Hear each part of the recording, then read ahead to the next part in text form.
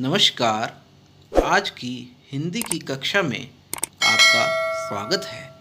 प्यारे बच्चों, आज हम जानेंगे भाषा, बोली, लिपि और व्याकरण के बारे में।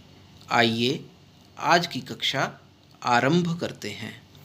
प्यारे बच्चों, आइए सबसे पहले जानते हैं कि भाषा क्या है। भाषा वह साधन है जिसके द्वारा हम अपने मन के भावों और विचारों का आदान प्रदान सुनकर, बोलकर, पढ़कर अथवा लिखकर करते हैं। भाषा स्त्रीलिंग शब्द है। इसकी उत्पत्ति संस्कृत की भाष धातु से हुई है, जिसका अर्थ है बोलना या व्यक्त करना।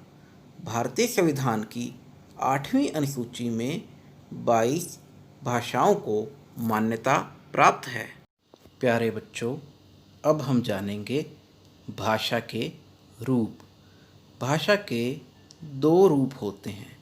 पहला मौखिक भाषा और दूसरा लिखित भाषा। मौखिक भाषा भाषा का वह रूप जिसे हम अपने मन के भावों और विचारों का आदान प्रदान बोलकर अथवा सुनकर करते हैं, मौखिक भाषा कहलाती है। मौखिक रूप भाषा का मूल रूप है। लिखित भाषा भाषा का वह रूप जिससे हम अपने मन के भावों और विचारों का आदान प्रदान पढ़कर अथवा लिखकर करते हैं, लिखित भाषा कहलाती है। लिखित रूप भाषा का स्थायी रूप है। भाषा का एक अन्य रूप भी है। क्या आप इस रूप के बारे में जानते हैं? यह है भाषा का सांकेतिक रूप। इसे सांकेतिक भाषा भी कहते हैं। आइए अब इसके बारे में जानते हैं। सांकेतिक भाषा भाषा का वह रूप जिससे मनुष्य अपने मन के भावों और विचारों का आदान प्रदान संकेतों के द्वारा करता है, सांकेतिक भाषा कहलाती है। आइए इसे एक चित्र के माध्यम से समझते हैं।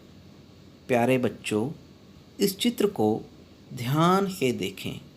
इस चित्र में traffic light, traffic police, guard और अंपायर दिखाए गए हैं, जो सांकेतिक भाषा का एक अच्छा उदाहरण प्रस्तुत कर रहे हैं। आइए अब बोली के बारे में जानते हैं। भाषा के क्षेत्रीय रूप को बोली कहते हैं। इसका क्षेत्र सीमित होता है। बोली भाषा का आरंभिक रूप है। हिंदी की 18 बोलियां हैं, जैसे हरियाणा की बोली हरियाणवी है। आइए अब जानते हैं लिपि क्या है। भाषा की लिखाई को लिपि कहते हैं। दूसरे शब्दों में मौखिक भाषा को जिन चिन्हों और अंकों द्वारा प्रकट किया जाता है, उसे लिपि कहते हैं। हिंदी भाषा की लिपि देवनागरी है। देवनागरी लिपि ब्राह्मी लिपि से उत्पन्न हुई है। यहाँ य, र, ल, व, श को हिंदी, कन्नड़, मलयालम, मराठी, उड़िया, पंजाबी के लिपि चिन्हों के रूप में दिखाया गया है। आइए अब कुछ अन्य लिपियों के बारे में जान लेते हैं। भाषा संस्कृत, मराठी, नेपाली, बोडो, इनकी लिपि देवनागरी है।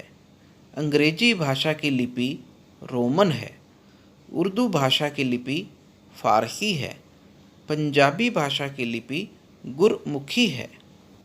व्याकरण व्याकरण वह शास्त्र या विद्या है जिससे भाषा के शुद्ध रूप का ज्ञान होता है। व्याकरण शुद्ध बोलना, शुद्ध पढ़ना तथा शुद्ध लिखना सिखाता है। व्याकरण के अंग अथवा विभाग। व्याकरण के 3 अंग अथवा विभाग हैं। पहला, वर्ण विचार।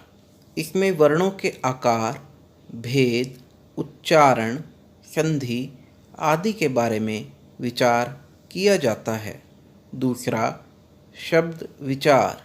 इसमें शब्दों के भेद, उत्पत्ति और उनकी रचना आदि के विषय में विचार किया जाता है। वाक्य विचार। इसमें वाक्यों के भेद, वाक्य निर्माण, वाक्य शुद्धि, वाक्य विश्लेषण, विराम चिन्ह आदि के बारे में विचार किया जाता है। आइए इन्हें भी जान लेते हैं। मातृभाषा वह भाषा जिसे बच्चा अपने परिवार से या परिवेश से सीखता है, अर्थात जिस भाषा में शिशु का लालन पालन होता है, मातृभाषा कहलाती है। राष्ट्रभाषा पूरे राष्ट्र की भाषा राष्ट्रभाषा कहलाती है। राष्ट्र के अधिकांश लोग जिस भाषा में बात करते हैं, राष्ट्रभाषा कहलाती है। हिंदी को भारत की राष्ट्रभाषा कह सकते हैं। राजभाषा राजकाज की भाषा को राजभाषा कहते हैं। सरकारी कार्यालयों में जिस भाषा में काम होता है, राजभाषा कहलाती है। 14 सितंबर 1949 को हिंदी को भारत की राजभाषा स्वीकार किया गया। इसलिए प्रतिवर्ष 14 सितंबर हिंदी दिवस के रूप में मनाया जाता है। संविधान की धारा 343(1) के अनुसार भारत संघ की राजभाषा हिंदी तथा लिपि देवनागरी है। संपर्क भाषा संपर्क भाषा के अभिप्राय है आपसी संपर्क की भाषा। दूसरे शब्दों में कहें तो विभिन्न भाषा भाषी वर्गों के बीच संप्रेषण के लिए जिस भाषा का प्रयोग किया जाता है, संपर्क भाषा कहलाती है। हिंदी को भारत की संपर्क भाषा कह सकते हैं। मानक भाषा सभ्य, शिष्ट तथा सुशिक्षित लोगों से व्यवहार में लाई जाने वाली भाषा का रूप ही मानक भाषा कहलाती है। आकाशवाणी से प्रसारित होने वाले कार्यक्रमों, विश्वविद्यालय की हिंदी विषय की औपचारिक कक्षाओं तथा चर्चाओं आदि में मानक हिंदी का प्रयोग होता है।